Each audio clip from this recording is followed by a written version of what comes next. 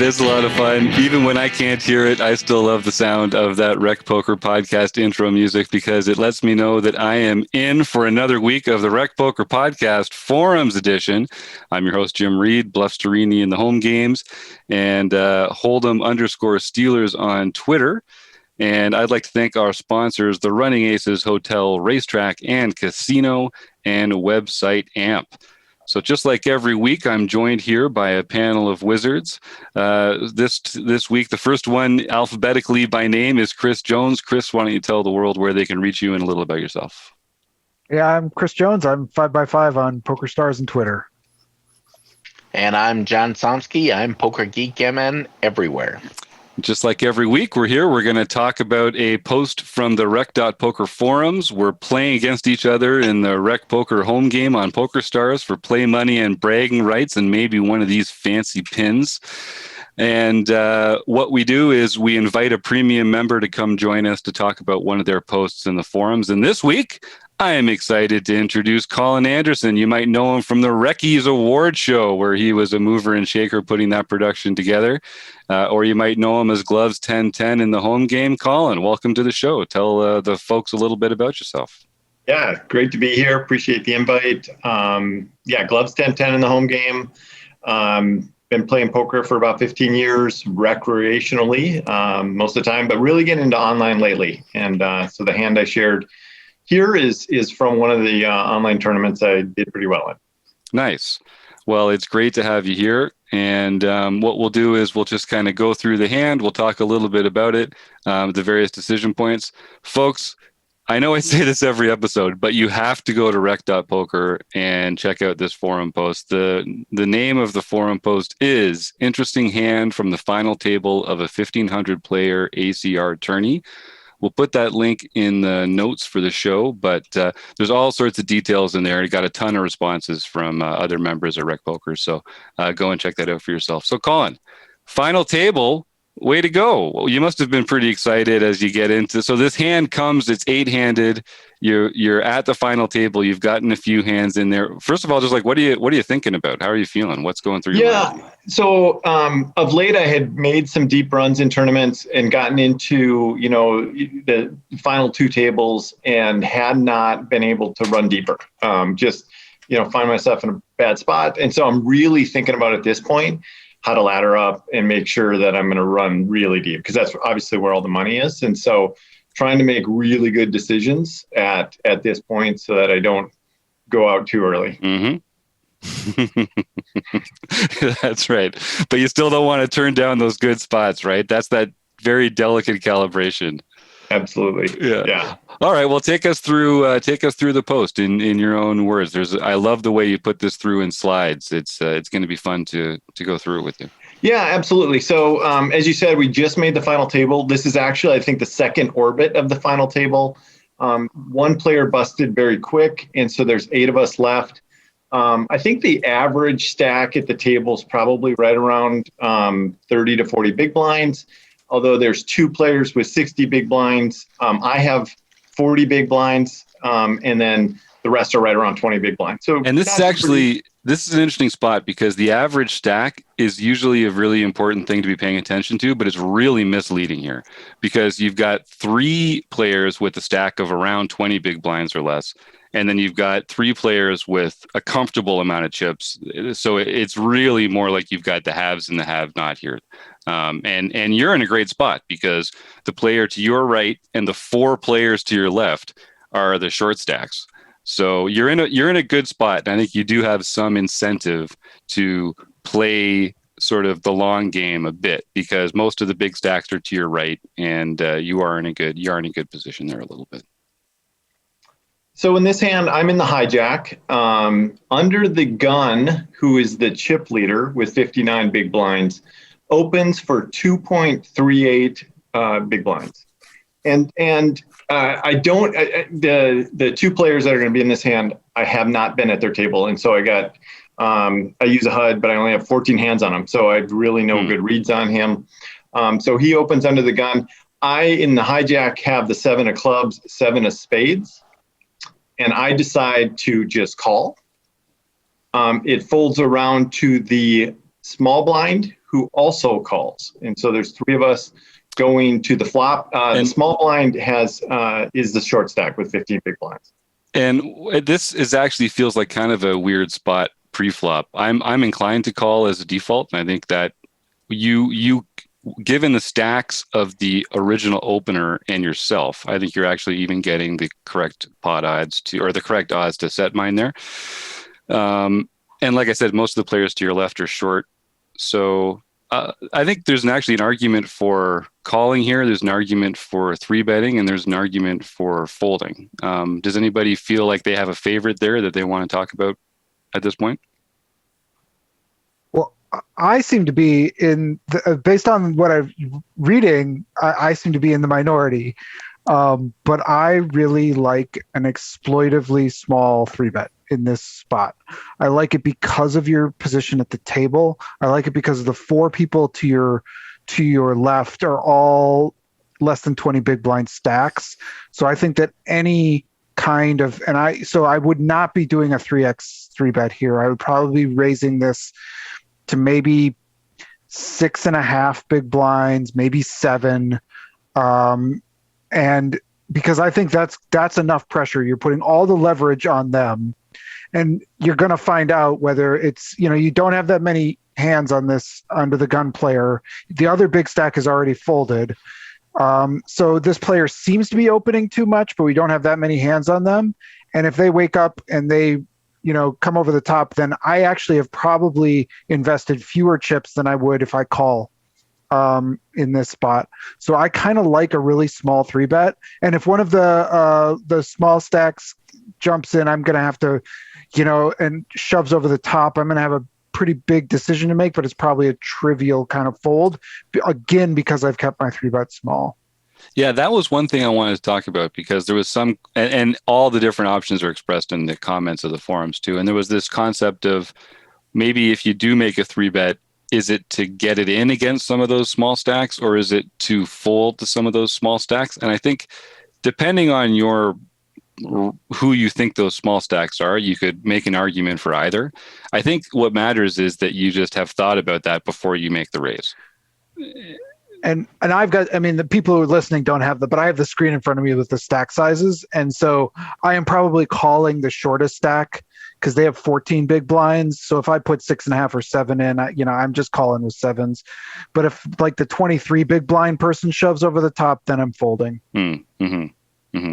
So it's not really, your reason for playing the hand in that way is different than the reason of the player who's calling, hoping to maybe like set mine against the big stack. It's just like it's a different, using the hand for a completely different purpose. I feel like the other stacks are going to be handcuffed by this move. Yes. And the big stack is also going to be they have us covered, but they're going to be in some hot water based on a very small three bet. Now they might flat us, but that's okay. We're in position. Yep. And we've got a pocket pair. Yep. So there's a comment in the replies here from ARW, one of my favorite forum posters, who says that it's actually, he thinks it's a fold. Too many players behind who can 4-bet if you 3-bet, or who can 3-bet if you flat. And does say that he thinks the 3-bet is the second best option. And if he gets 4-bet, he's folding a high percentage of the time. I'm still, there's an argument for the fold. I'm not sure I can not call.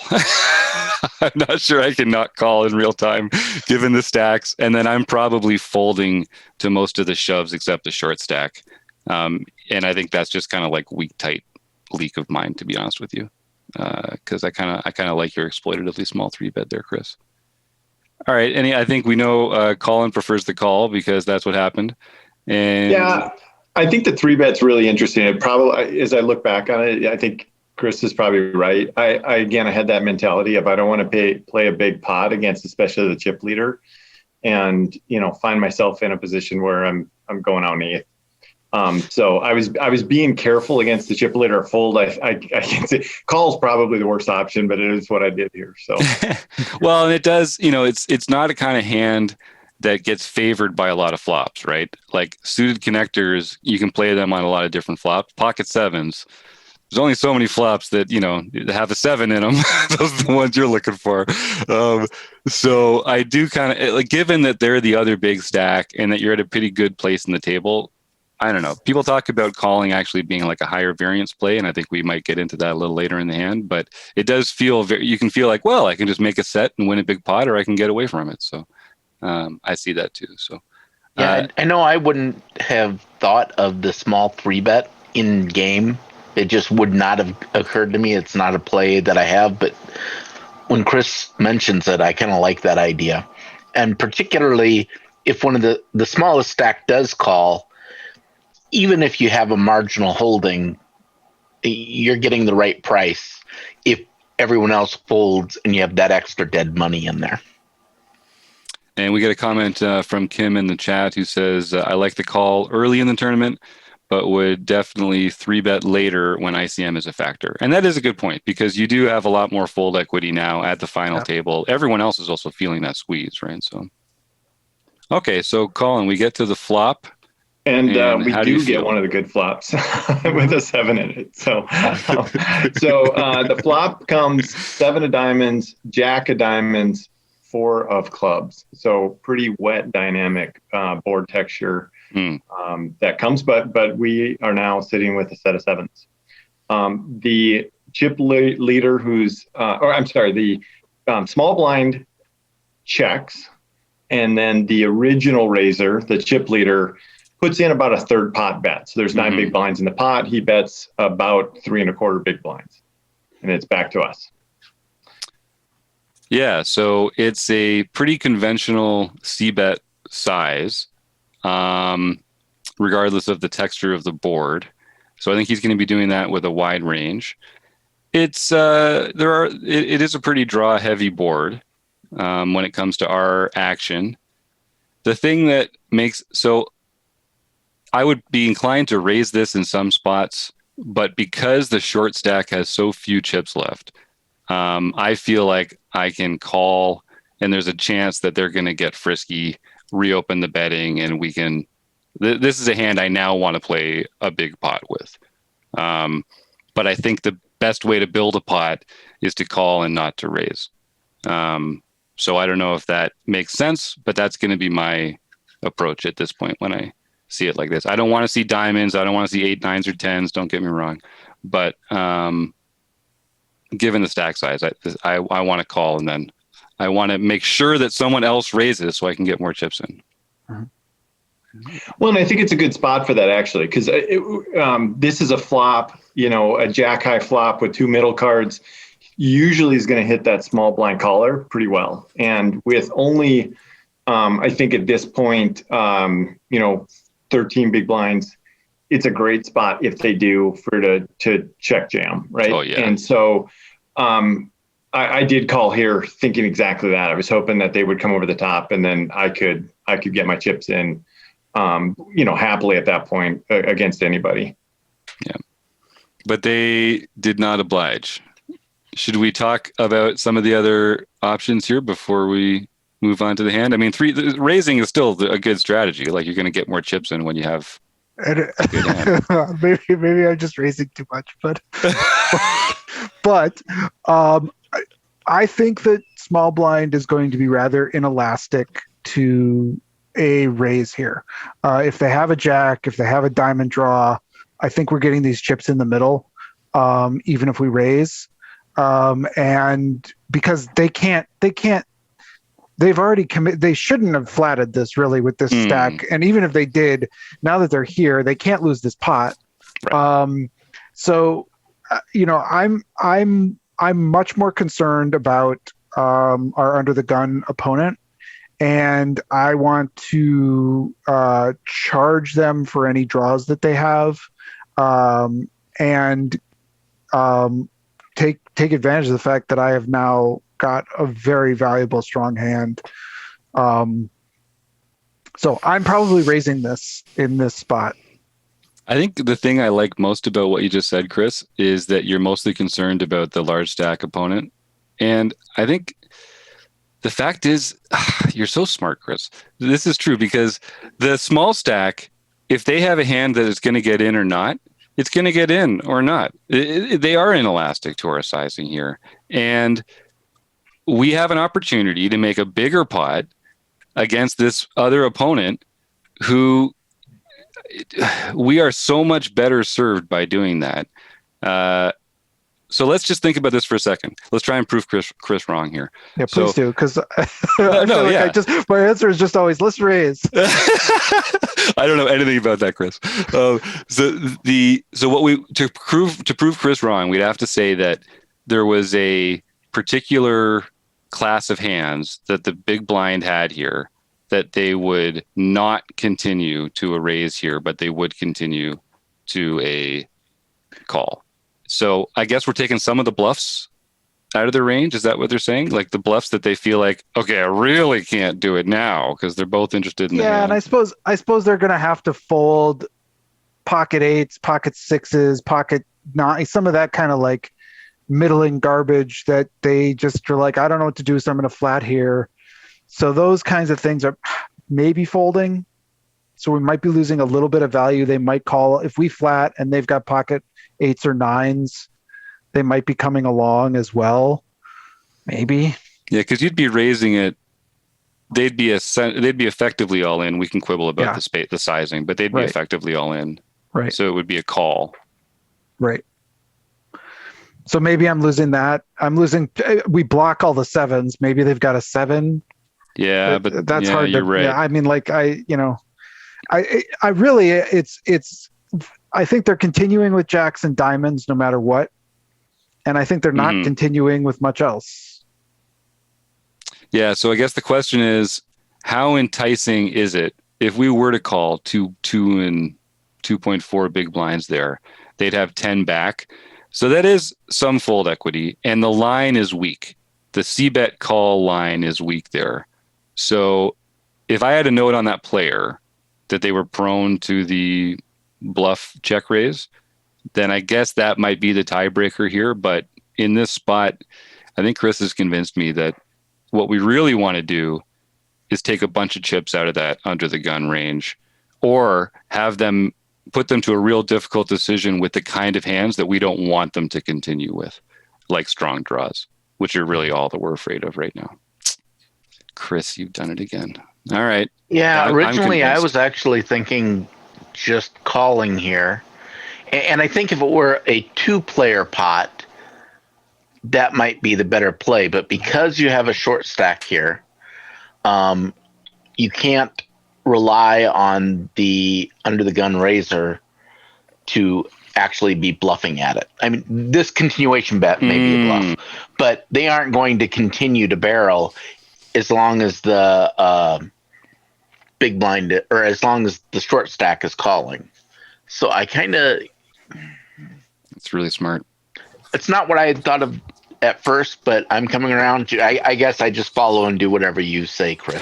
I mean, I will say most people have said in the chat and in the forums, they think this is a flat call. And if I am not at a final table and there isn't this short stack here, I totally agree. Like if we're deep and we can play for, stacks and stacks, or there's not ICM implications, I'm flat calling this every day.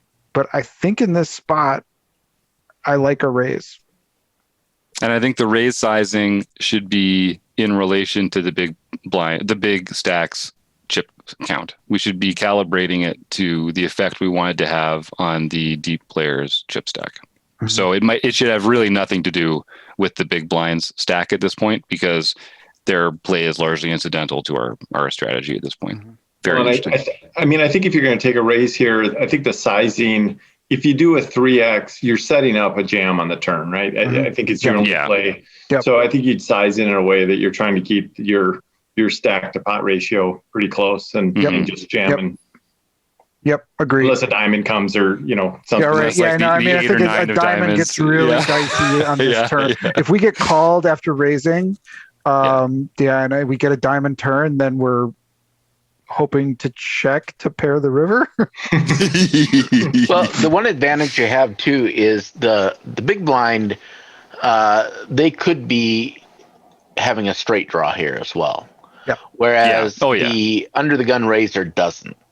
So getting it so that you can go beyond the small stack would still give you some, even if you lose to a straight, you could still win some money if the other player has, pocket queens or ace jack. I mean, really, the only hand that the under the gun razor should have that you're losing to is pocket jacks. Mhm. Yep. Right. Yep. Well, I think, again, my friend ARW says it perfectly. He goes through reasons to call or reasons to raise, and then he gets down to fold and says, don't fold. I agree with ARW. It is a 2-horse race at this point. Yeah.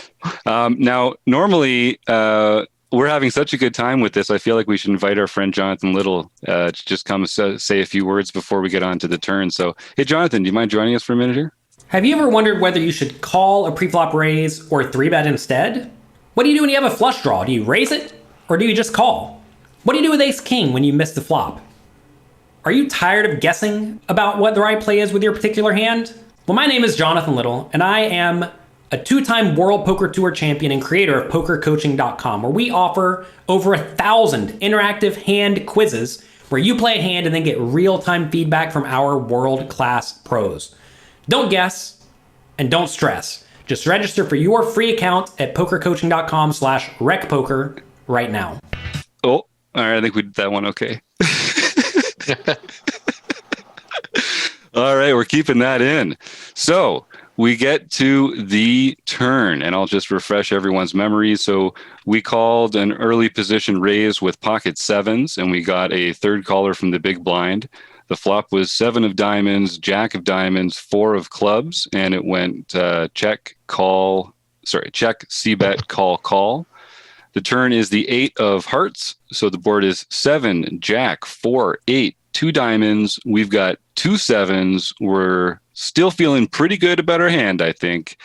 Colin, what happens next on this turn? Yeah, so now both of the small blind checks as well as the under the gun original razor checks, and so we're facing 2 checks to us, and our decision to bet, check, or obviously we're not folding. Yeah, yes, the exploitatively tight fold. No, I'm just convinced they have the straight. Yeah. Any thoughts right off the bat for? I mean, and I should point out the big blind player now has about a half a pot stack, so their play is again largely incidental here, given the strength of our hand. So the question is really, how do we feel about the under the gun razor's hand, and how can we get as many chips from them as possible? I think it's 8-handed. They're a big stack at the final table. So I'm not saying that they are not playing 9-10. I think they probably are playing 9-10. So I think 9-10 is in their range here, but it is just a small part of their range. And virtually, I mean, ditto for 5-6, to be honest, on that turn. But most of their range is behind you at this point, and still has some good equity, though, I might say. And I think the thing that I would take from this is that with almost all of their value that beats us, they're betting this turn. Yeah,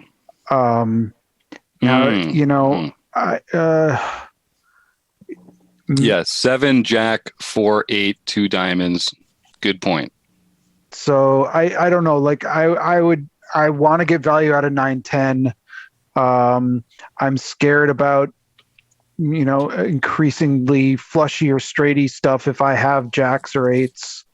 I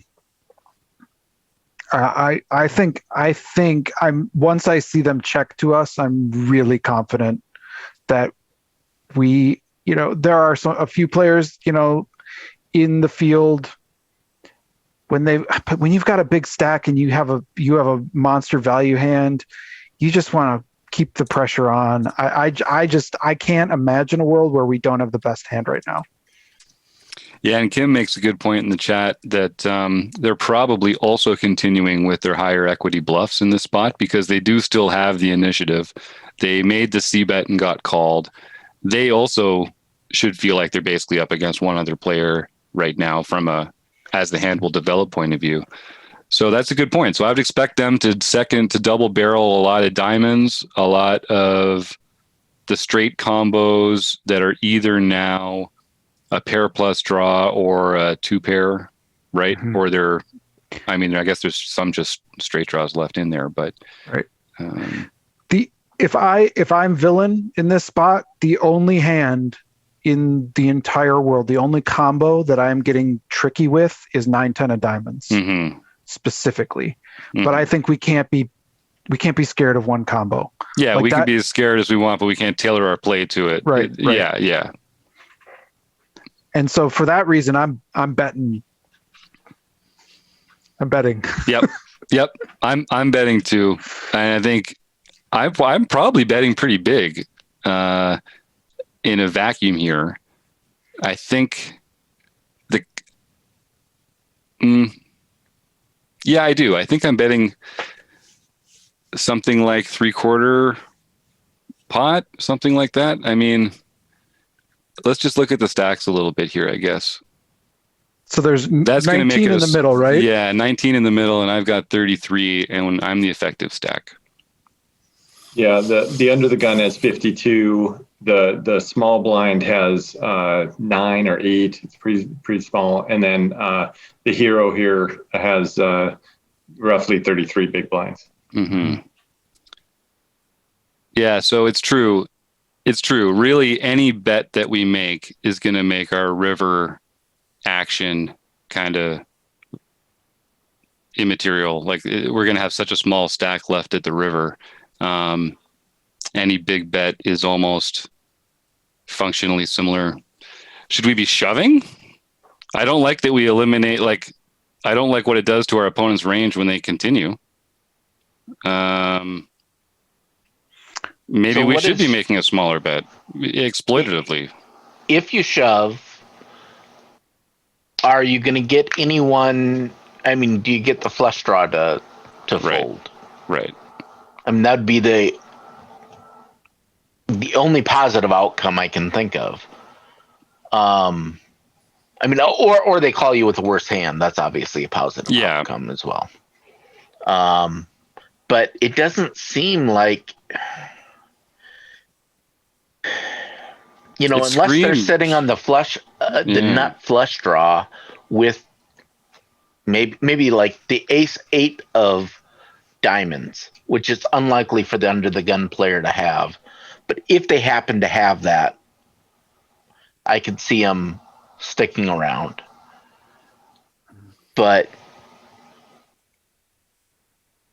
yeah, a call might just be the best way to get more value. If we had like another 50 big blinds behind us, then I like a big bet here, and we can leverage more on the river when it goes our way, or even, well, probably only when it goes our way, given the run out so far.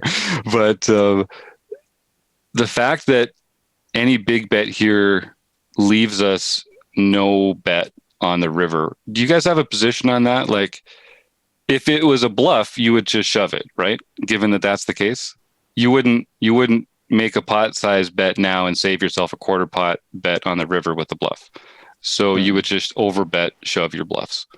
So then shouldn't we be overbet shoving some value hands like this as well? Or should we just not have a balanced overbet shoving range?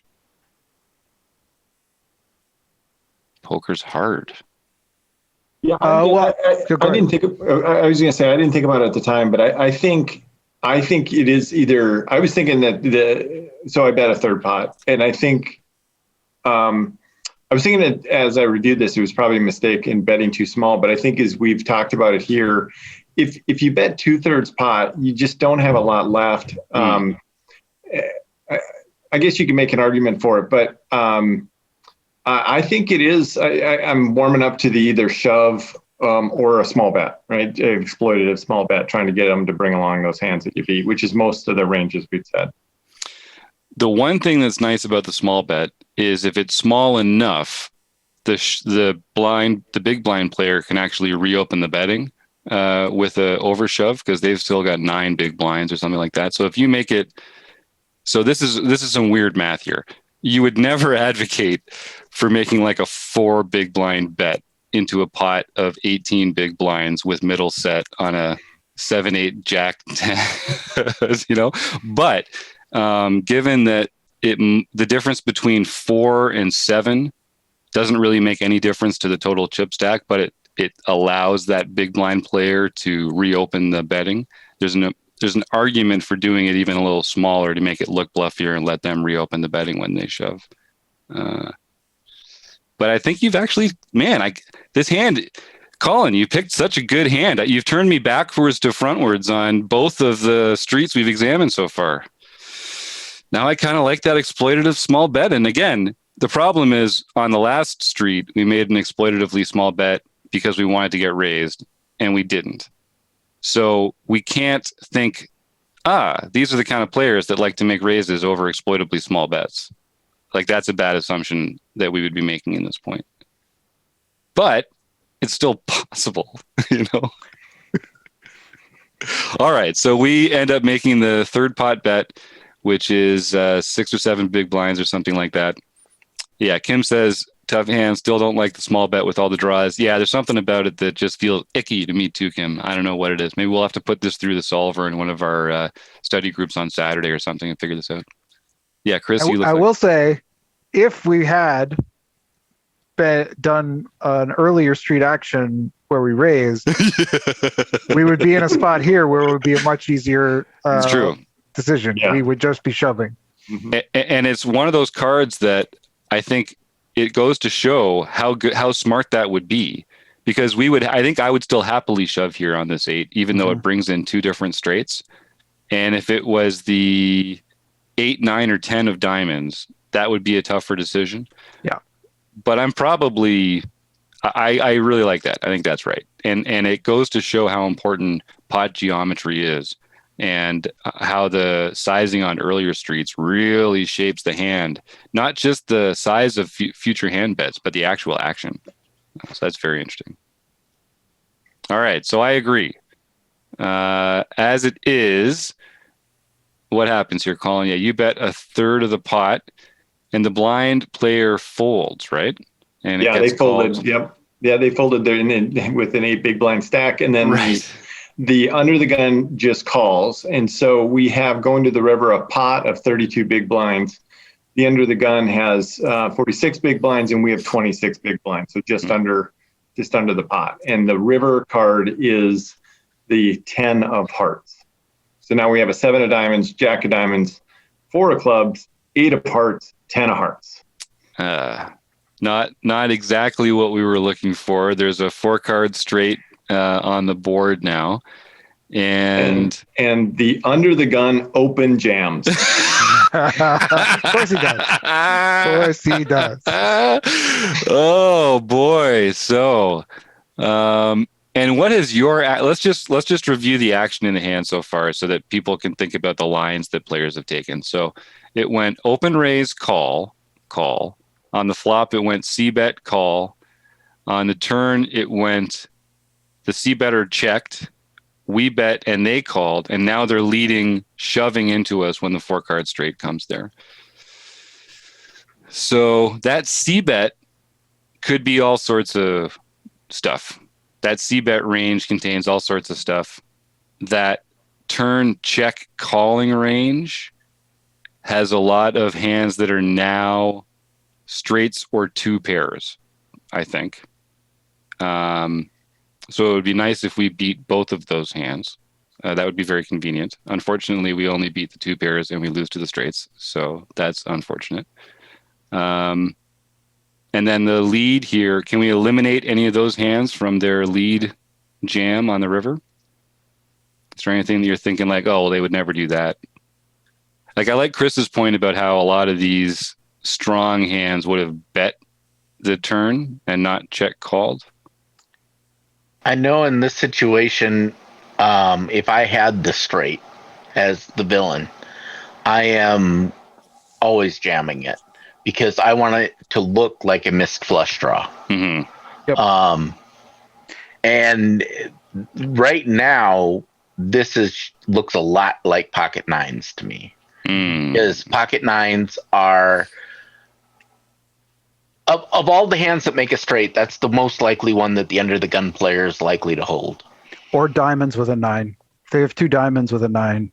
8, Yeah. 9, 9, 10, queen 9, king 9, ace 9, any of those I think are. Yeah, it's just tough to tell. I mean, a lot of under the gun players won't open those hands. Yeah. Although he is the chip leader, which Chip is going to leader. make him Yep. I think they're going to be open a little wider wider too. Yeah. And what are people? So you're facing this jam. It's for your tournament life. It's the final table. You've gotten a set that's gotten less exciting on every street. What are you thinking, Chris? Well, so one of the benefits. So this is where you're looking to tell me why I was wrong. One of the benefits of some of the smaller bets that we've made in this hand, rather than raising this, is that we can still fold this and still have the third largest chip stack at the table. So, I mean, I think I'm, Villain's probably doing this with their diamonds that don't contain a 9. And there are a lot of bluffs on this board, but with ICM and with our ability to fold this and still, I think we're facing a 9 so often that this is a tight ICM fold for me. And I think the problem is that not a lot of their 2-pair combos are shoving here. Those are the hands in that range that we said we beat, and they're just not playing it this way. They'd rather check call or make a small bet, get called by a worse 2-pair or something like that. But, our range isn't devoid of 9s. And there's just a lot of ways 2-pair does not want to get into a huge pot here. So it feels to me like that leading range is probably, if it's balanced, it's going to be balanced with more like bluff airballs and actual diamond misdraws and that kind of stuff. So the value part of his range that we beat, I don't think takes this line often. So that stinks. I don't know. Do you guys actually fold in game, given all this? I'm not sure I'm good enough to fold there. Yeah, but right. I tend to think that Chris has the right move. I just don't know that I can pull that off.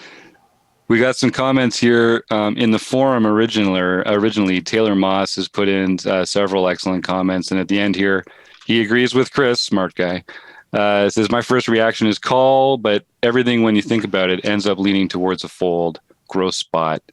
And Kim in the chat says, I agree, this looks like a 9. Maybe a call earlier in the tournament, but now with ICM factor in play, it's a fold.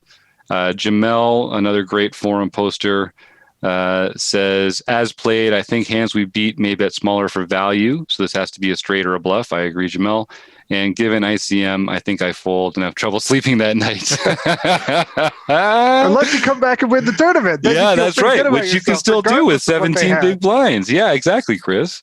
And I think, it is worth saying that even if you fold and action continues, the dynamic at the table hasn't changed that much. The chip leader just has a bunch of your chips now. You're not the short stack. You're in that tier of short stacks, but it's not like you're desperate.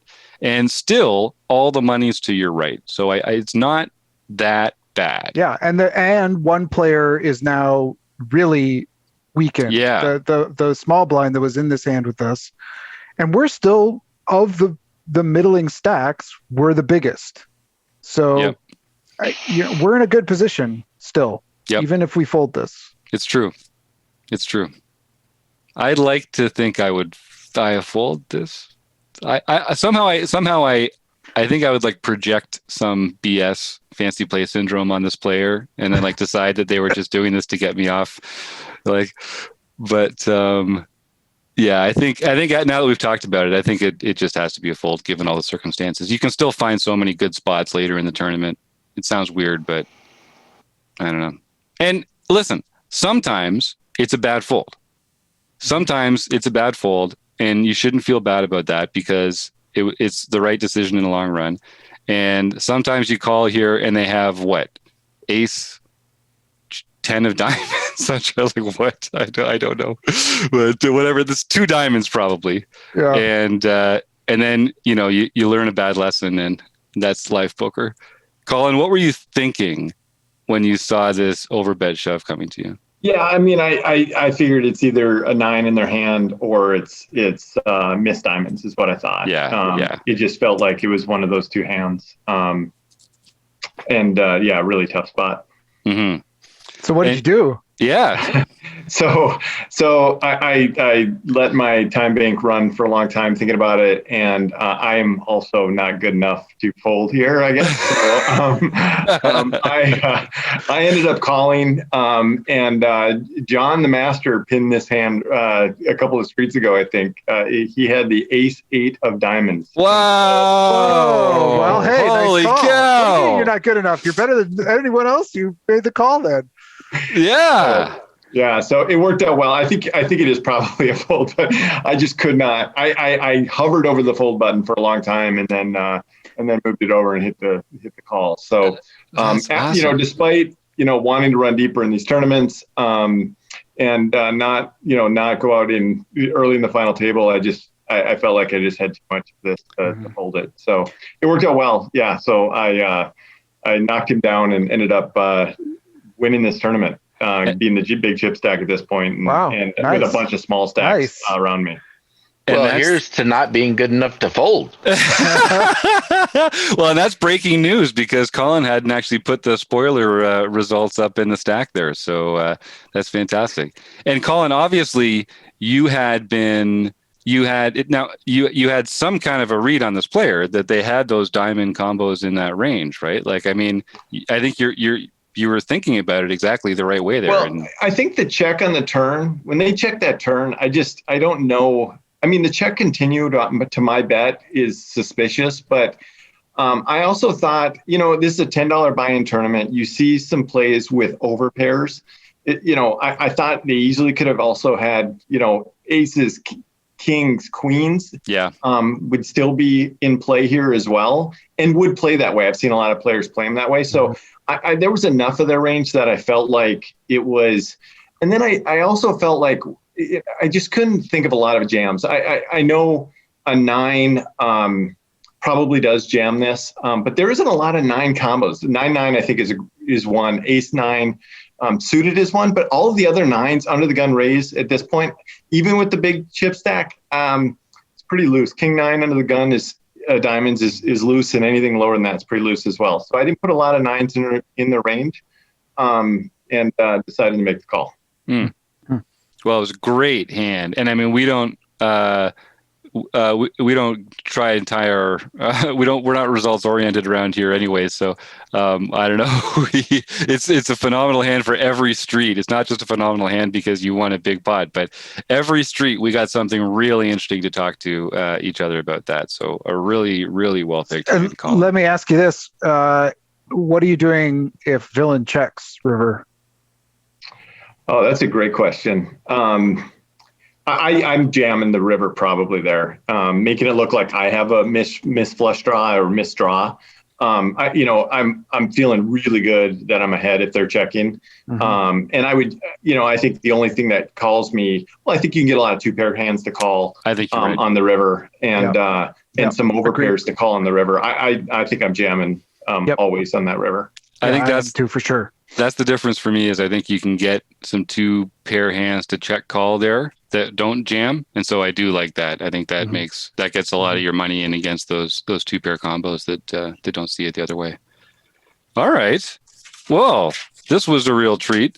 I would like to thank Colin Anderson, Chris Jones, John Somsky, our sponsors, the Running Aces, Hotel, Racetrack, and Casino, and Website Amp. Thanks, everybody, and we will see you next week.